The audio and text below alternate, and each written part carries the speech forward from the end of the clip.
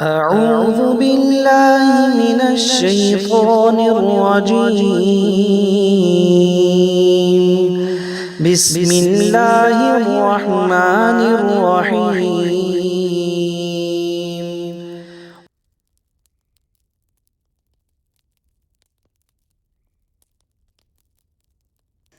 السلام علیکم ورحمۃ اللہ وبرکاتہ۔ ماہ محرم الحرام کا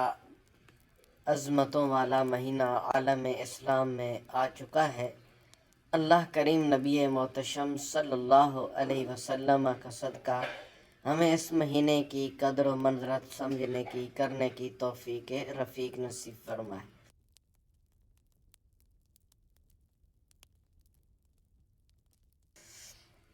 ایک بہت ہی خاص وظیفہ یکم محرم الحرام کے حوالے سے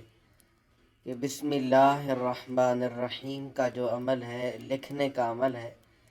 یہ وہ عمل ہے جو شخص محرم الحرام کی پہلی تاریخ کو ایک کاغذ پر بسم اللہ الرحمن الرحیم لکھ کر پاس رکھے گا، اللہ تبارک و تعالی ہر طرح کی آفات و مصائب سے محفوظ فرمائے گا۔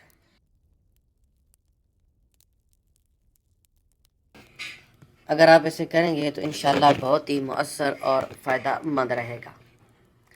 اور عوام الناس کی اس عمل کے اندر بہت گہری دلچسپی بھی ہے، تو انشاءاللہ اس عمل سے اللہ کریم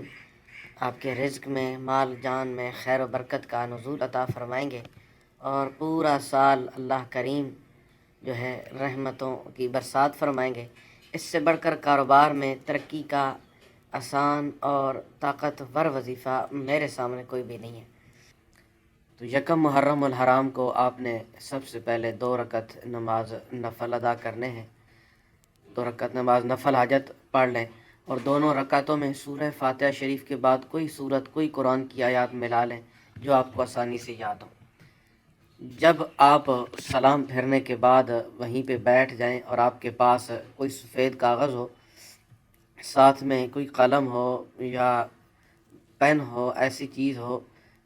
اس کے ساتھ آپ نے اس لکھنا ہے اس بسم اللہ الرحمن الرحیم والے عمل کو۔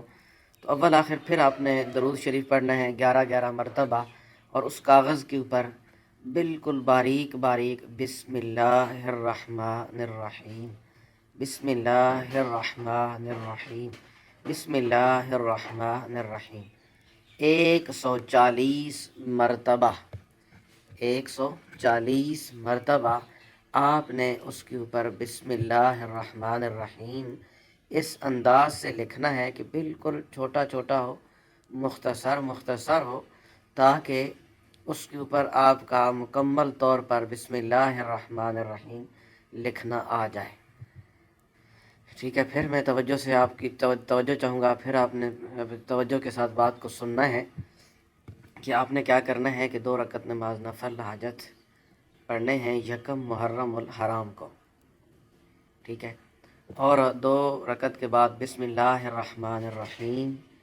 آپ نے لکھنا کسی کاغذ پہ شروع کر دیں، انشاءاللہ تعالی 140 مرتبہ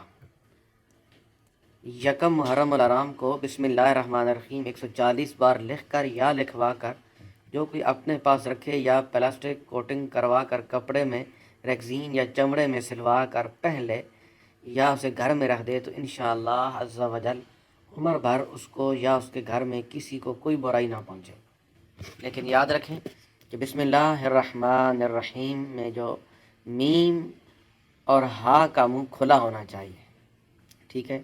میم اور ہا کا منہ جو ہے وہ کھلا ہونا چاہیے۔ ہاتھ سے لکھی ہوئی تعویذ کی جو برکتیں ہیں وہ فوٹو کاپی یا کمپوز شدہ کی نہیں ہوتی، لیکن اگر لکھ کہیں سے آپ منگوا بھی لیں تو بھی کوئی حرج نہیں ہے انشاءاللہ، لیکن جب لکھنا ہے تو بسم اللہ الرحمن الرحیم، بسم اللہ کی جو با ہے، یاد رکھیں کہ بسم اللہ الرحمن الرحیم میں 2 میم اور لفظ اللہ کی 1 ہا آتی ہے۔ تو بزرگ فرماتے ہیں کہ جب لکھنا ہے تو بسم اللہ، بسم کے میم جو ہے اسے اس طرح لکھیں کہ وہ اس کا منہ اندر سے یعنی کہ وہ کھلا ہونا چاہیے، اور اسی طرح جب لفظ اللہ لکھیں تو آخر میں ہا اس طرح لکھیں کہ اس کا ہا کا منہ کھلا ہونا چاہیے۔ اسی طرح آگے جب رحمان میں میم لکھیں گے تو اس طرح لکھیں کہ اس کا منہ کھلا ہونا چاہیے. اس طرح آپ لکھیں. انشاءاللہ تعالی اللہ کے فضل و کرم سے